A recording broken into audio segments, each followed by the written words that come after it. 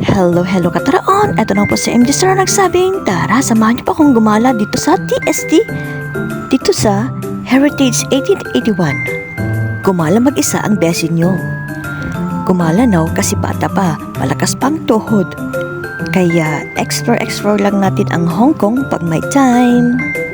Huwag puro trabaho ng trabaho, mag-rest din, mamasyal, and give yourself a time mag-relax. Ang buhay abroad na magtatrabaho po ay hindi siya biro. Kadalasan makita niyo yung mga post namin dito sa abroad na masaya, magaganda ang view. Sa likod ng mga masasayang mga larawan at mga video ay may lungkot. Lalo na sa mga nanay na single parent na katulad ko na ang anak nila ay naiwan sa Pinas. Kailangan maging matatag, magsumikap sa buhay, magtrabaho sa pamilya, para maibigay ang pangailangan at mapag-aral yung mga anak namin at matustusan ang pangailangan ng buong pamilya. Pag nakikita niyo yung mga OFW nagpo-post na kumakain sa resto, namamasyal, bumibili, nagsha-shopping, deserve din naman namin yun. As long hindi napabayaan yung mga pamilya sa Pinas, ang pagiging kunyang or domestic helper dito sa Hong Kong po ay hindi siya biro.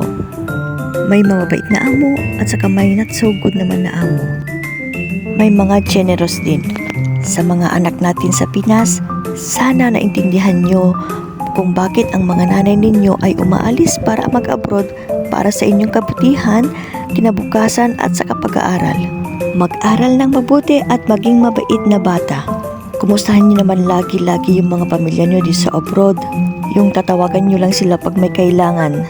Tawagan nyo or text nyo in a simple way para maramdaman nila na mahal nyo sila, care nyo sila, mahalaga sila, para ang mga nanay ay masaya, pinapahalagaan nyo sila. Communication is the key para maibsan yung kalungkutan nila na nag-iisa nagtatrabaho dito sa abroad. Ang buhay ng abroad.